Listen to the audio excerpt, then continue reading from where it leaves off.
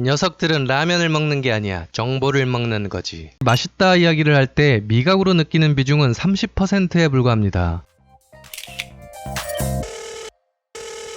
알겠나? 녀석들은 라면을 먹는 게 아니야. 정보를 먹고 있는 거다. 말린 은어라는 정보를 말이야. 녀석들은 자기의 혀만으론 맛이 있고 없고를 판단하지 못해. 사람들이 맛있다 이야기를 할 때 미각으로 느끼는 비중은 30%에 불과합니다. 눈으로 보이는 것, 코로 느껴지는 것, 피부에 와닿는 것, 식사 상대, 주변 상황, 선입견 등이 나머지 70%를 차지한다고 봅니다. 주방만이 라면 가게의 전부는 아니다. 그래서 식당 주인은 다양한 즐길거리, 볼거리를 고민해야 돼요. 향수를 자극하는 인테리어나 식기를 쓴다든지 주방을 개방한다든지 불쇼를 보여준다든지. 다만 너무 앞서가는 것은 좋지 않습니다. 라면으로 만족하는 것은 아마추어에 불과해. 맛있는 가게를 목표로 해야만 프로다. 장사는 음식을 파는 게 아니라 자존심을 파는 것. 점주의 자격이란 주방이나 가게 안을 보는 것이 아니라 가게를 볼 수 있는 것. 아무리 좋은 아이템이라 해도 위치와 매칭이 되지 않으면 안 됩니다. 체인점이란 환상의 맛이 아닌 언제 어디서나 균일한 맛을 제공하는 한 수 뒤지는 레시피지만 먹이 좋으면 그래도 팔린다. 기본적으로 식당 음식 맛은 강해야 한다는 것을 염두에 두시고요. 싸고 맛있는 요리는 없다. 맛은 재료의 품질, 동시에 재료값에 비례한다. 결국은 다 가성비더라고요. 수많은 요리 관련 만화 중 요리보다는 요식업 자체에 집중한 라면 요리왕이란 작품이 있습니다. 후지모토라는 주인공이 있지만 오늘 소개할 캐릭터는 작중 악역 포지션인 세리자와 타치야입니다. 골목 식당 이후 만화를 아는 사람들 중심으로 라면 요리왕과 세리자와에 대한 재평가가 이루어지기도 했는데 아직 유튜브에는 관련 소개가 없길래 어퍼컬처에서 주제로 삼아봤습니다. 유튜브 시작 3일 만에 100만 구독자를 모을 만큼의 파워와 호감을 가진 백종원님과 만화 속 악역인 세리자와 앞에 명언들의 출처를 가린다면 누가 말했는지 구분이 가지 않을 정도로 닮아 있습니다. 그래서인지 백종원님이 요리 만화에 등장하면 악역일 것이라는 농담과 세리자와는 거꾸로 호감도가 상승.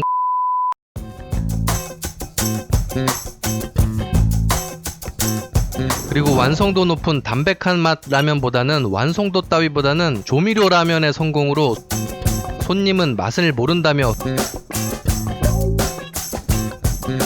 흑화해버린 세리자와 백종원님은 흑화한 세리자와가 다시 진화해 깨달음을 얻은 궁극의 최강자로 보입니다.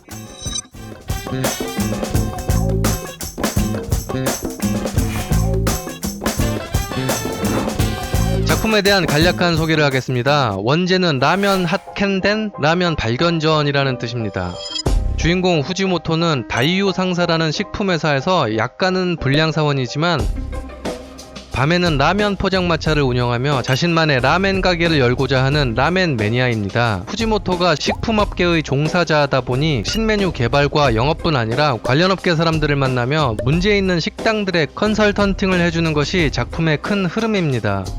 그 과정에서 업계 최강의 세리자와의 배틀을 통해 요식업계 현실과 창업에 대한 정보를 소개합니다. 네, 작품 자체가 골목 식당과 아주 비슷한 컨셉이죠. 요리 솜씨는 뛰어나지만 아마추어인 후지모토의 이상론을 세리자와가 하나씩 박살내는 듯한 구도로 악역이지만 작가가 정말 하고 싶은 이야기는 세리자와를 통해서일 것입니다. 즉 세리자와가 진주인공이라 할 수 있습니다. 그는 여러 개의 지점으로 확장 중인 인기 라멘점 세류보의 창업주이자 가게 재활 TV 프로그램의 라멘 장인으로 초대될 정도의 뛰어난 요리 실력을 가지고 있기도 합니다. 또한 잘나가는 푸드 컨설턴트로 요식업계에서 가장 성공한 비즈니스맨입니다. 백종원님과 굳이 공통점을 찾을 필요가 없을 정도로 스펙이 비슷하죠. 현재의 모습을 보면 앞서 언급했듯이 오히려 백종원님이 만화보다 더 만화 같은 요식업계의 먼치킨 같습니다. 회전이 너무 좋아서 주방이 못 따라갈 경우 테이블은 굳이 정리하지 않도록, 그리고 새로운 테이블로 안내하지 말고 주방이 정리될 때까지 대기석에서 기다리도록 할 것. 손님은 기다리는 동안은 손님이 아니라고 생각하지만 좌석에 앉은 다음에는 오랫동안 내버려지는 것을 불쾌해 한다. 세리자와는 독서를 서슴지 않는 꼬인 성격이지만 실력은 업계 탑 클래스로 아마추어 후지모토가 결국은 그를 자신의 스승으로 인정합니다. 저는 이 장면에서 왠지 뭉클하더군요.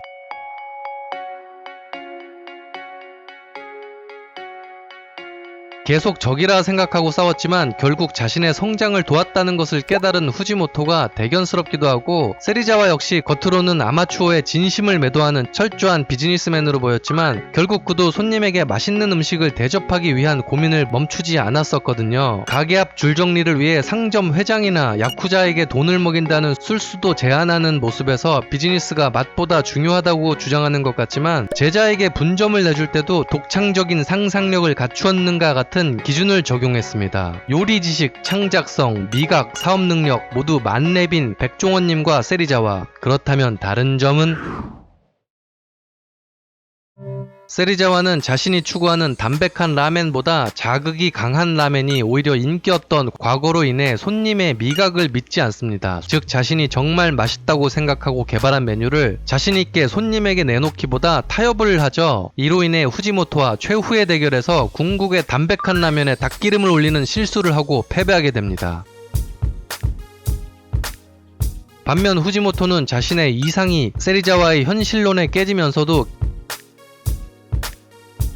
결국 매니아의 고집을 관철시켜 승리합니다. 이 결말에 대해서는 치바가 후지모토에게 너는 진짜 손님의 무서움을 몰랐기 때문에 승리할 수 있었다라고 말합니다. 즉 메뉴로 나왔을 경우 어떻게 될지 모를 수도 있다는 것이죠. 세리자와는 후지모토가 우승한 메뉴를 계량 없이 그대로 판매할 것이라는 것을 알자 짜증을 냅니다. 그리고는 1cm 더 긴 면을 선물하며 그를 일깨워줍니다. 면의 길이로 국물의 향을 더 즐길 수 있는 아이디어였죠. 내가 맛있으면 손님도 맛있어 할 것이다. 이 부분에 대한 자신감이 작중 세리자와와 후지모토의 차이라고 할 수 있습니다. 백종원님은 마리텔로 시작하여 현재의 유튜브까지 행보를 본다면 손님, 고객과 끊임없는 소통을 해왔습니다. 점주로 혹은 요리사로 음식을 내놓기도 하지만 손님의 입장이 되어 음식을 먹고 손님처럼 생각하라고 말하는 점이 이미 세리자와의 단계를 넘어선 것으로 보입니다. 작중 세리자와의 나이가 42세인 것을 보면 분명 세리자와 역시 시간이 흐른다면 백종원님의 레벨로 성장하지 않을까 합니다. 둘이 대결한다면 당연히 라멘뿐 아니라 다른 분야에 대한 지식과 더 우수한 사업 능력, 대중에게 더 호감 있는 방송인으로서의 역량 등으로 인해 백종원님이 이길 것 같습니다. 만화보다 더 센 캐릭터네요.